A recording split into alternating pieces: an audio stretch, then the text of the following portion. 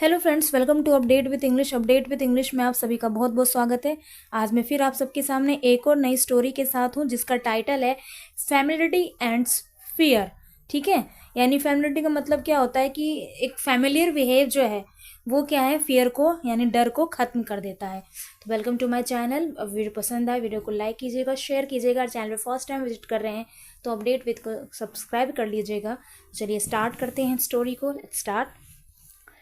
Once a fox cub was roaming alone in the forest। यानी एक बार fox कब यानी लोमड़ी का बच्चा जो था वो घूम रहा था। रोमिंग यानी अलोन, अकेले घूम रहा था जंगल में। He had heard about lions, tigers and leopards from his parents, but had never seen them। उसने सुना था, क्योंकि had है इसलिए था, उसने सुना था। hear सुनना और heard यानी सुना था, heard यानी सुना था। लॉयंस के बारे में, टाइगर्स के बारे में, लेपर्ड्स के बारे में उसके पेरेंट्स से, लेकिन कभी उसने देखा नहीं उन्हें। Anyhow he had been told some clues in order to recognise them. और कुछ उसे जो है क्लूज भी प्रोवाइड किए गए थे कि वो इस तरह से हैं तो आप समझिए वो टाइगर, इस तरह से है तो वो समझिए आप लेपर्ड है, इस तरह से उसे बताया गया था, लेकिन उसने कभी देखा नहीं था। ठीक है, किसने? फॉक्स कव ने। ओके, जैसे भी, एनी हाउ का मतलब होता है जैसे भी उसको बताया गया था, तो उसने देखा नहीं था, सिर्फ सुना था, और वो अकेले जंगल में घूम घूम रहा था। तो आगे देखते हैं स्टोरी में क्या है। ठीक है।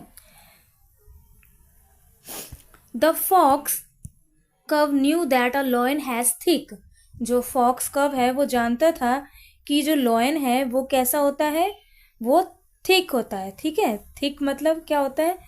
थिक यानी आप मान लीजिए बिल्कुल महीन सा, जिसे हम कहते हैं ना। And long hairs on his neck, कि उसको एक मतलब ना एक ओवरव्यू मतलब दे दिए गए थे भी, अगर इस तरह से आपको दिखे तो वो लॉयन है। जैसे वो जानता था, न्यू मतलब जानता था। Lion has thick and long hairs on his neck, जो लॉयन है उसके जो हेयर्स रहते हैं वो लंबे और थिक होते हैं। ठीक है। Leopard has spots all over, और लेपर्ड के जितने उसमें होते दाग और धब्बे होते हैं उसके पूरे बॉडी में, इस body while a tiger has stripes on its body. जबकि टाइगर्स की बॉडी में क्या होते हैं? स्ट्रिप। देखिए, लोयन की बॉडी में ऐसे धब्बे होते हैं ना, और टाइगर्स की बॉडी में ऐसे स्ट्रिप्स होते हैं। तो उसको एक आइडेंटिफिकेशन दी गई थी, भाई अगर इस तरह से दिखे तो आप समझिए वो टाइगर है, लेपर्ड है, या फिर वो लॉयन है। ऑल ऑफ अ सडन, अचानक से, द कव heard the roar of a lion. अचानक से उसने दहाड़ सुनी, रोर मतलब दहाड़ सुनी लॉयन की। ही वॉज एक्सट्रीमली स्केर्ड, वो बुरी तरह से डर गया। And hide himself behind a bush, और छुप गया एक बश यानी झाड़ी के पीछे, अपने आप को छुपा लिया। Soon the lion appeared and the cow was almost half dead seeing his fearful eyes। और इतनी ही जल्दी जो है लॉयन दिखाई दिया उसे, और जो कव था वो ऑलमोस्ट जो है वो आधा मरा सा हो गया, मतलब अधमरा सा ही हो गया देख कर कि भाई ये लॉयन है। fearful eyes seeing his fearful, मतलब डरा हुआ, उनकी जो आंखें थी वो डरी हुई थी।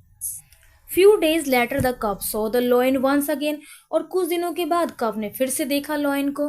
स्टिल ही वॉज स्केर्ड, और अभी भी वो स्केर्ड था। स्केर्ड का मतलब क्या होता है? डरा हुआ। ठीक है, जैसे उसने जब पहले देखा लॉयन को तो अभी भी वो डरा हुआ था, और जब उसने बाद में देखा लॉयन को वो तभी भी डरा हुआ था। ठीक है, क्योंकि छोटा सा बच्चा था वो, तो ऑब्वियस ही बात है, उसको उसने कभी देखा नहीं था, उसे बताया गया था कि इस तरह से अगर आपको दिखे तो आप समझ जाना वो लॉयन है। ठीक है, तो ये बात हुई थी। आगे देखते हैं हम क्या मतलब होगा आगे। ठीक है, नो मीनिंग का मतलब होता है नाम मात्र, but he was scare but no, मतलब देखिए क्या होता है, जब उसने पहले देखा तो पूरी तरह डर गया, लेकिन जब उसने दोबारा देखा तो डर गया, लेकिन थोड़ा सा, ज़्यादा नहीं डरा था। But when the cub saw the lion for the third time, लेकिन जब वो तीसरी बार उसने देखा, his fear had totally vanished. Vanish मतलब खत्म हो जाना, क्योंकि पहले देख के तो बहुत डर गया, तो दूसरी बार देखा तो डर कम हो गया। जब वो तीसरी बार देख रहा था वो, तो उस डर बिल्कुल खत्म, क्योंकि वो यूज टू हो गया कि हाँ भाई लॉयन तो मुझे दिख ही रहे हैं, तो यूज टू हो गया। क्योंकि जब पहली बार आप कोई चीज़ देखो तो डर जाते हो ना किसी चीज़ के बारे में सुनकर कि अगर वो चीज़ ऐसी है तो, और अगर आप यूज टू हो जाते हो तो फिर आपको डर नहीं लगता। तो सेम ये फॉक्स कब के साथ हुआ। So he went to the lion and said, इसलिए वो गया लॉयन के पास, उसने कहा good morning sir, I am your humble servant. तो फॉक्स ने क्या कहा? Good morning sir, I am your humble servant, यानी मैं आपका सर्वेंट हूँ, यानी नौकर हूँ। ठीक है।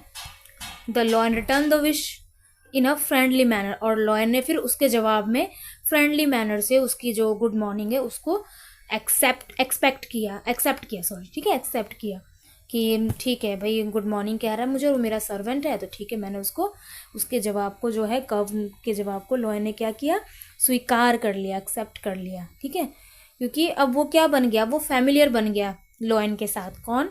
कब। पहले तो वो डर जाता था, लेकिन अब वो बिल्कुल फैमिलियर हो गया और हम्बल सर्वेंट बन गया। हम्बल यानी विनर में पोलाइट। ठीक है, so this is the story. इसलिए स्टोरी का टाइटल है फेमिलिटी एंड फियर, यानी जो फेमिलिटी है वो फियर्स को एंड कर देती है। ठीक है, तो इसमें वो कैब अगर हम देखें तो रोमिंग का मतलब घूमना होता है, अलोन मतलब अकेला होता है, हर्ड यानी सुना।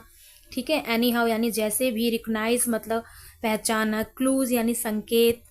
ठीक है, और स्ट्रिप्स मतलब धारियाँ होती हैं। ठीक है, स्पोर्ट्स धब्बे, सडन पता ही है आपको, अचानक। एक्सट्रीमली यानी बहुत बहुत ज़्यादा, स्केर डरा हुआ। ठीक है, बश यानी झाड़ी, अपीयर दिखाई देना, फियरफुल एंड डरी हुई आंखें। ओके, वैनिश्ड का मतलब क्या होता है? वैनिश्ड का मतलब होता है खत्म हो जाना। नॉर्मली यानी नाम आता है, दूसरी बार उसने देखा तो उतना डर नहीं डरा था जितना कि वो फर्स्ट टाइम डर गया था। ठीक है, हम्बल यानी विनर्म, पोलाइट। तो this is the vocab. I hope आपको पसंद आई हो स्टोरी और वोकैब पसंद आए हो। जितना हो सके वीडियो को शेयर कीजिएगा। चैनल पे फर्स्ट टाइम विजिट कर रहे हैं तो अपडेट विद इंग्लिश को सब्सक्राइब कर लीजिएगा। तो मिलते हैं नेक्स्ट वीडियो में। Till then take care, bye bye.